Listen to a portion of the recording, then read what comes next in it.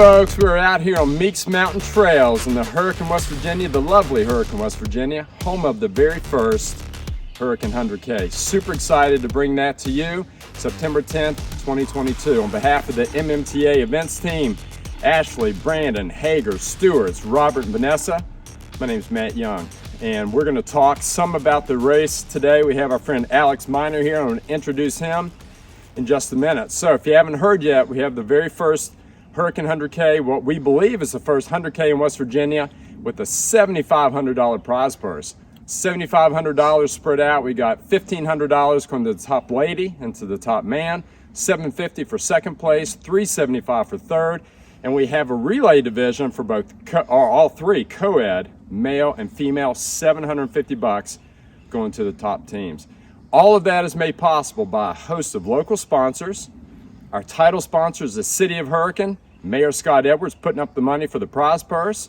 We also have our presenting sponsor, the Little Caesars Pizza, which means they are providing both financial and caloric support.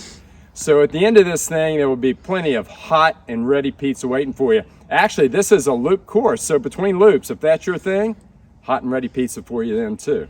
So we're actually out here on the trails today. We're standing at Captain G's, the name for our friend Aaron Gillespie. He's one of the 350 volunteers that's put in over 7,500 hours building these handcrafted, handmade trails for you to enjoy. So we're super excited about this event.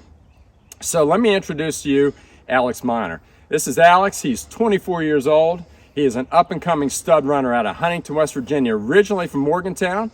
Came to Huntington to run at Marshall University, where he was two-time all-conference.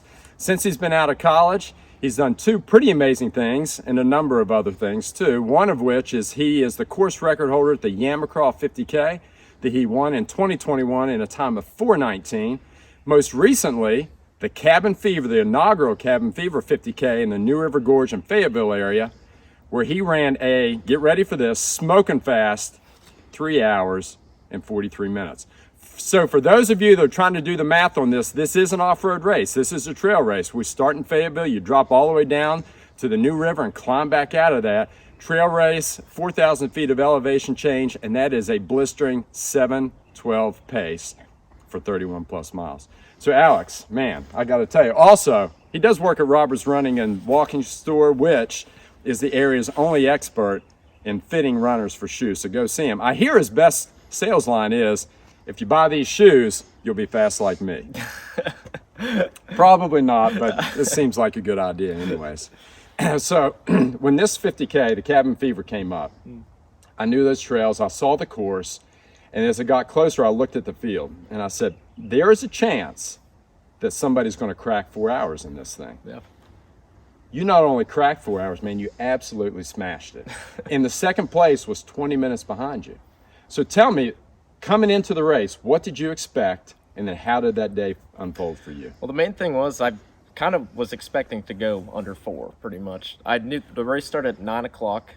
I was like, I just want to be done before pretty much 1 o'clock. So I was like, as long as I'm under 4 hours, that's pretty much all I wanted. So that was the main goal. So I was like training up to it. I was pretty much just what I was shooting for the whole time. That's what I thought about the whole time during the race. So kind of worked out. I mean, I was kind of by myself for a while there and everything, but that was really just racing myself and racing the clock. So just looking down at my watch and yelling at myself every now and then to keep going. So, but it worked out in the end. So. What do you say to yourself when you're out there like that then? A lot of cuss words. Say, come on, let's go, man. It's like, just don't get complacent pretty much. But yeah, just little stupid things, just insults to keep me going.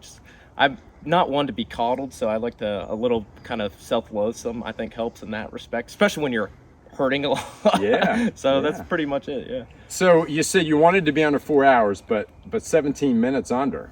When were you out there kind of realizing that this was really a pretty special day for you? Probably like, I would say almost halfway through, whenever we came down Kennard. I was actually feeling good going down that. And I knew the next 6 miles were pretty much just flat. So I got in a really good groove, averaged about like 6:20s through that 6 miles. So I knew the Erskine around mile 19:20 was going to be rough. But after that, pretty much getting out of Erskine, I was just going to pretty much just cruised the rest of the time. So, and I felt good, felt better than I expected for sure. So definitely made it a lot easier in that respect. Man, it's awesome. You Yeah, did a great thanks, dude. job. Appreciate it, man. And especially, anytime we say experience is the number one teacher.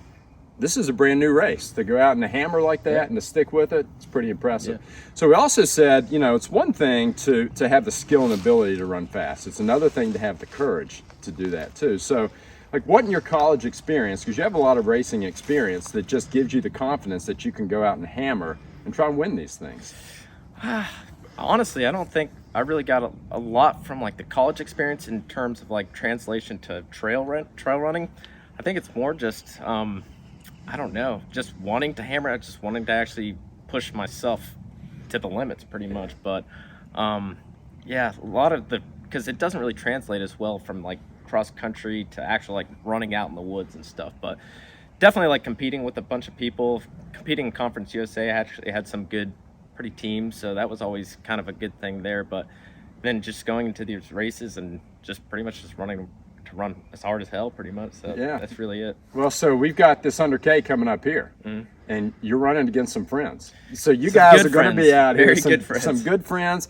You got a bunch of hours. I mean, how are you going to balance this thing? Like, they're my buddies, but I'm going to run them into the dirt. Yeah. I'm trying to win this thing. Of course, yeah. I gotta right? try to whip their ass, of course, man. But I love them. That's the thing. I think that's what makes it more fun is actually being able to run with your friends and stuff. So a lot of times we actually don't. Like we do a lot of our own races, kind of travel around and stuff. Just so we want to get that West Virginia name out there. So it's kind of good for us to compete all over. But something like this where you're putting on a race so close to home, it's like we have to do it pretty much. Yeah. Kind of like we're rim to river, what they were doing and everything in Fayetteville. But Hurricane, I mean, it's 30 minutes away from where I live. Right. So Caleb's from here. Dan's pretty much West Virginia native now. So, and Holly Ann too. I mean, she just had a heck of a race, and she's going to be able to kill it too. So, but it's all just about fun, having fun with friends pretty much racing out there. So we are hoping that with this race, we're hoping to draw people in from all over. Yep. And we've been marketing outside to bring them in here. Exactly. I mean, so when people from not from West Virginia come in here, and you're going to defend your home dirt. Got to aren't you? defend it, yeah. Got to defend the castle, dude. So yeah, we're definitely going to try. For sure. All right, so our trails primarily single track, and it's not incredibly hard with a lot of big elevation changes, but it's just a lot of small changes and a lot of single track, some technical running. How does that suit you for a race like this? Kind of like it a lot. Mostly just kind of getting after it on the single track. It's just fun, really, for me. So going pretty much like getting some nice downhills, sharp turns. Like I kind of like that stuff. So definitely going to be a lot longer than what I'm used to. Longest I've ever done is really 50K. So, but that's all pretty much. Most of my 50K has just been single track, kind of easy stuff. But definitely a little bit more technical around here, I'd say, and then a little bit more elevation gain. I'm pretty sure it is too. So, but I love single track, like especially if you're running a group of people, it just makes it more fun, makes it seem like you're going so much faster. So oh, absolutely it does. Yeah, so the 6 loops we have, it's about 1,500 feet per loop, so it's going to be about 9,000 feet. Yeah, which isn't, it's not a cakewalk, but it's not the most, the hardest thing you've seen. So I have an expectation that you guys are all going to be under 9 hours. That's my expectation for you in this thing too. So we'd love to see it. So also, where we're going to have the sit up in the bowl, we're going to have the chance for crew and for support.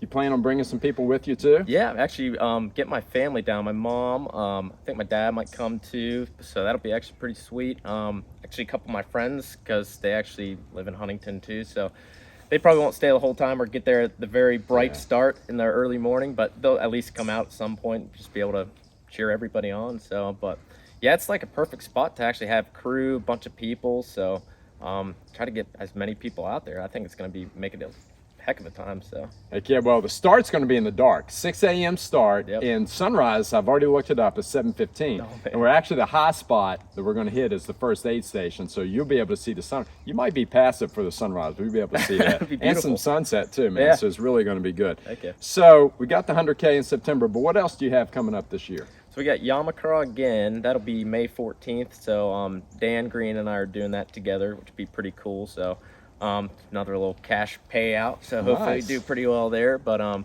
And other than that, I don't think I really have much before. I'm gonna hopefully try to do something longer, like at least a 50 miler sometime before, or probably like midsummer or something like that. But it's just kind of just training and running right now. So, but it's all been good. So Awesome, very good. yeah.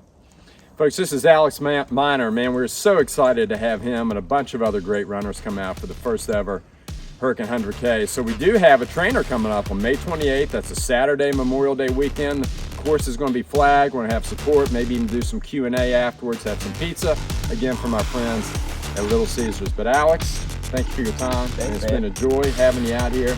Can't wait to see you run in September. Appreciate it, man. Can't wait. You're great.